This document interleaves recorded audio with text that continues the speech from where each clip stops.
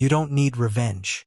Let me repeat that, revenge is not what you need, because life itself has its own way of balancing the scales. Think back to the person who wronged you. Perhaps it was a lover who humiliated you, a friend who betrayed you, or a colleague who smiled to your face while plotting behind your back. In that moment, it might have felt like they were winning. They walked away untouched while you were left wounded. But here's the truth. What you don't always see is what happens later. Life has its own way of collecting its revenge. And today, we're going to look at 5 powerful signs that karma is already moving in the life of the one who hurt you. Not through superstition, not through magic, but through the principles of truth and wisdom the Stoics uncovered long ago. Stay with me, because once you recognize these signs, you'll never see pain, illness, or justice in the same way again. And if you watch until the end, I'll share with you the ultimate Stoic truth about revenge. Why your strength lies not in what happened, but in how you rise above it. Sign 1. Their restless mind becomes their prison. The first and deepest sign of karma isn't visible on the outside. It takes place within their own mind. Have you ever noticed how people who harm others always appear restless? They can't sit still. They leap from distraction to distraction, from one party to the next, from one relationship to another, chasing anything that might quiet the storm inside. Yet no matter where they run, it never works. Marcus Aurelius once wrote, "The soul becomes dyed with the color of its thoughts. When someone lies, cheats, or betrays, they stain their own soul. At first, it may look like nothing is wrong. They laugh, they force smiles, they pretend happiness. But within, their mind is no longer safe. It becomes a prison. They wake in the night with thoughts they cannot silence. They replay the betrayal in their heads. They feel the weight of hatred, though they'll never admit it. And hatred destroys security, not always in dramatic ways. Sometimes it's subtle, a constant sickness, paranoia that someone will do to them what they did to you." The Stoics taught that the worst sickness is not something others give us, but something we create within ourselves. Because a guilty soul is relentless. You can avoid people, you can leave places, but you cannot run from yourself. That's why those who hurt you are already punished. A restless mind cannot breathe, and that is its sickness. You don't need to see it to know it's real. You don't need proof, because the universe does not allow corruption to rest in peace. But this is only the beginning of karma. Restlessness is just the first step. Once the mind destroys itself, the security they once clung to begins to crumble. Sign 2. They slowly lose their security. Let me ask you, what is it that every human ultimately wants? Not pride, not money, not even attention. It's security. Think about it. What use is all the wealth in the world if you cannot sleep at night? What value is success if your stomach twists with fear? This is the second sign karma touches those who hurt you. Their sense of security slips away. It doesn't vanish all at once. It happens slowly. They lose the ability to enjoy life. They may smile in public, but alone, emptiness presses on them. They drift. They overthink. They reach for habits to numb it: alcohol, drugs, shallow distractions. But all of it only deepens the emptiness. Seneca wrote, "The punishment of the guilty is to live with themselves. Hurting others creates wounds in the soul. And when those wounds open, the pain emerges as fear, emptiness, and constant unrest. They grow short-sighted, disappointed, always searching for something but never finding it. This is the bitter emptiness. When they hurt you, they thought they were destroying you. But what they truly destroyed was their own ability to feel whole. They'll keep comparing, keep chasing, keep running. And though they may appear strong on the surface, inside they are fragile.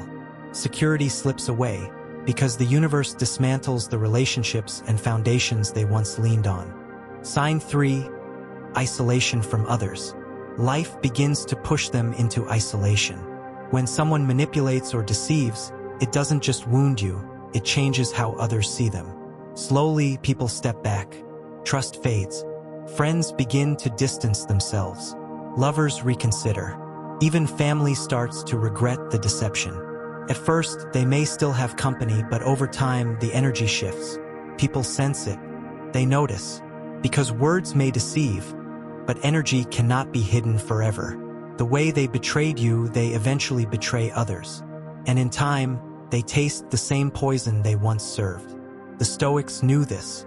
Epictetus said, "When you wish to know the character of a man, see how he treats those around him."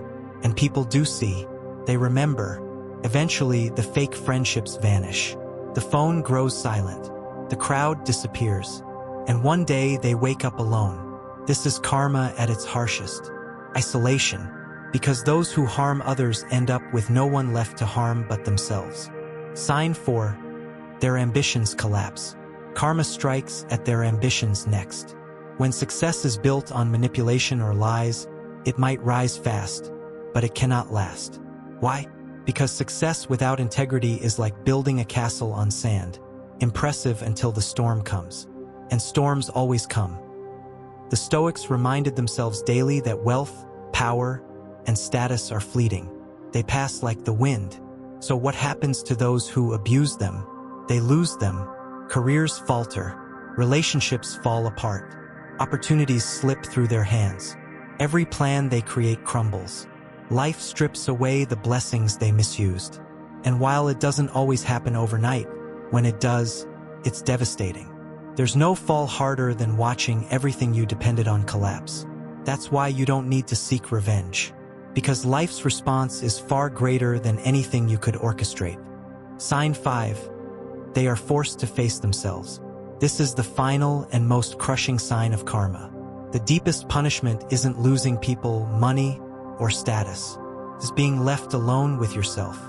When the noise fades, when the distractions end, when there's no one else to blame, they are left with their own reflection.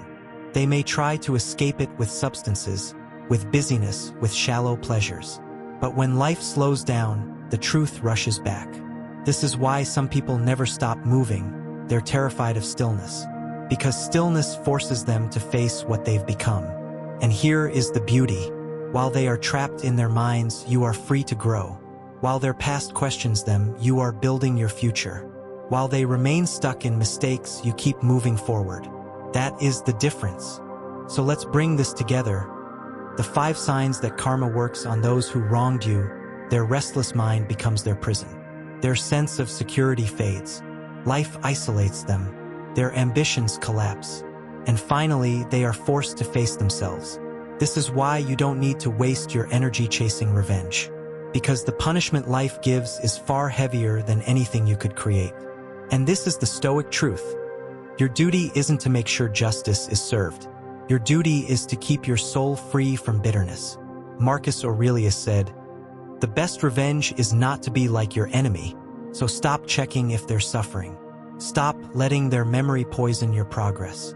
Instead, turn your focus inward, because while they are stuck in the prison of their own choices, you have the chance to rise higher than ever. And when you rise, when you create peace, strength, and freedom in your own life, that is when you truly win. So let karma do its work. Your only task is to ascend. If this message gave you strength today, don't keep it to yourself. Share it with someone who needs closure. Leave a comment below telling me which of these 5 signs you've seen. And remember, life always balances the scales. Trust the process.